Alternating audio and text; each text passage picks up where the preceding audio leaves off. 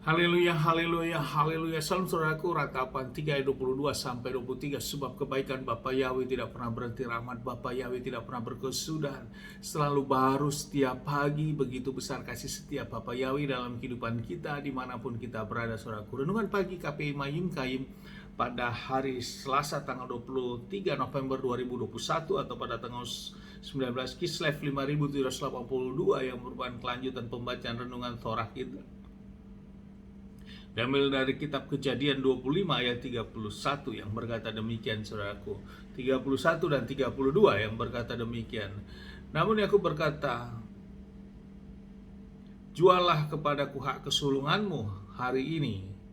Ayat 32 dan Esau berkata, lihatlah aku sedang menuju kepada kematian, dan apakah gunanya hak kesulungan itu bagiku? Saudaraku, perikop yang baru saja kita baca ini tentang anak-anak Ishak, saudaraku. Saudaraku, Ishak memiliki istri yaitu Rivka, dan mereka menikah saat Ishak berusia 40 tahun, saudaraku. Dan ini tertulis di dalam kitab Kejadian 25 ayat 20, saudaraku.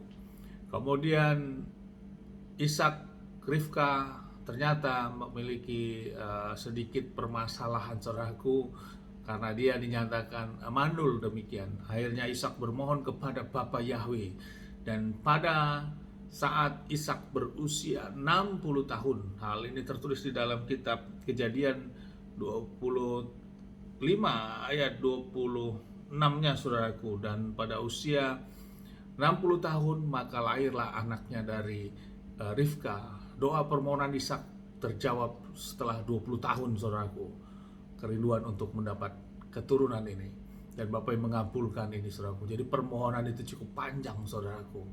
Jadi bagi kita yang rindu akan sesuatu hal yang sama, merindukan keturunan, minta terus, saudaraku. Ishak saja membutuhkan waktu yang cukup lama. Jangan kendor, saudaraku. Ini yang pertama, saudaraku, dalam kita memohon, karena kita rindu, tapi yang tetap kita minta tetap kepada Bapa Yahweh, bukan kepada yang lain tentunya, saudaraku. Dan tentu kitab suci seperti Ishak menjawab dan diberikan keturunan itu, saudaraku. Tangkap iman Ishak ini, saudaraku, dan Ribka ini, sehingga kerinduan kita bagi yang mungkin saat ini dinyatakan belum punya keturunan, kita iman ini dan kita percaya sama seperti Ishak, ada waktunya yang Bapa berikan, dan akhirnya istrinya Rivka melahirkan dan anaknya kembar, saudaraku. Yang pertama yaitu Esau, dan yang kedua adalah Yakub. Mereka kembar namun memiliki gestur tubuh yang berbeda. Esau berbulu dan Yakub tidak, saudaraku. Dan kemudian, saudaraku, mereka bertambah besar anak-anak ini, dan disinilah terjadi suatu peristiwa di mana Yakub meminta hak kesulungan dari Esau karena dia tahu Esau kakaknya, padahal mereka kembar, saudaraku. Tapi tetap ada otoritas di dalam hak kesulungan ini.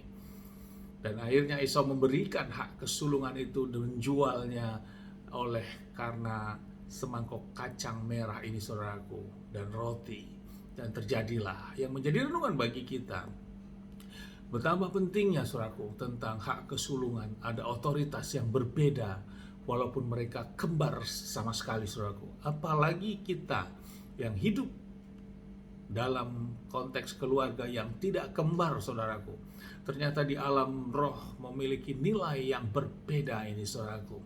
Inilah yang disebut otoritas yang berbeda.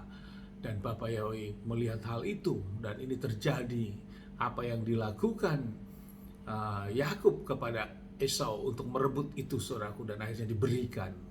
Yang menjadi renungan bagi kita betapa nilai hak kesulungan ini atau nilai sesuatu otoritas ini memiliki pengaruh yang sangat besar, saudaraku, ternyata. Namun ini yang kita kadang lupakan di dalam kita menjalani kehidupan saat ini, saudaraku. Sebagai halnya di dalam kehidupan rumah tangga, sudah ada otoritas yang Bapa berikan antara suami dan istri. Firman dikatakan, hai engkau istri, hendaklah engkau tunduk kepada suamimu. Itu adalah berbicara otoritas, saudaraku, dan harus tunduk kepada suami. Demikian juga suami, engkau harus mengasihi kepada istrimu. Dua hal ini saudaraku diawali dengan istri yang tunduk dulu saudaraku. Artinya memiliki sistemiknya Bapak Yahweh seperti itu. Dan akhirnya suami juga harus tetap mengasihi istrinya. Ini yang berbeda keturunannya tentunya saudaraku. Tentunya memiliki otoritas yang berbeda. Karena yang kembar sekalipun itu ingin diambil otoritasnya saudaraku. Dan sehingga kita harus tahu hal ini, sehingga dalam hal apapun di dalam kehidupan keluarga, tempatkanlah seperti halnya kitab suci mencatat bagaimana status suami dan bagaimana status istri di dalam kitab Efesus, saudaraku. Saudaraku, kemudian di dalam kehidupan berjemaat juga sama, ada otoritas antara gembala dan juga jemaat, demikian saudaraku, antara gembala dan juga pelayan-pelayan yang lain, dan antara pelayan dan juga jemaat-jemaatnya. Banyak hal ini yang ditabrak-tabrak saudaraku. Oleh karena apa? Adanya sisi kesombongan mungkin di dalam diri, menganggap lebih tahu, menganggap lebih pintar, menganggap lebih hebat, sehingga menyepelekan para gembalanya, menyepelekan para pelayan-pelayan yang ada di dalam satu komoditas ibadah. Saudaraku, secara fisikly memang menganggap hal itu biasa-biasa, ternyata itu sudah menabrak otoritas saudaraku. Dan ini dinilai oleh Bapa Yahweh, sehingga tidak semudah itu ternyata saudaraku. Karena apa? Esau dan Yakub saja, seorang yang mereka lahir kembar saja, mereka tentang hak kesulungan ini memiliki suatu nilai sendiri saudaraku.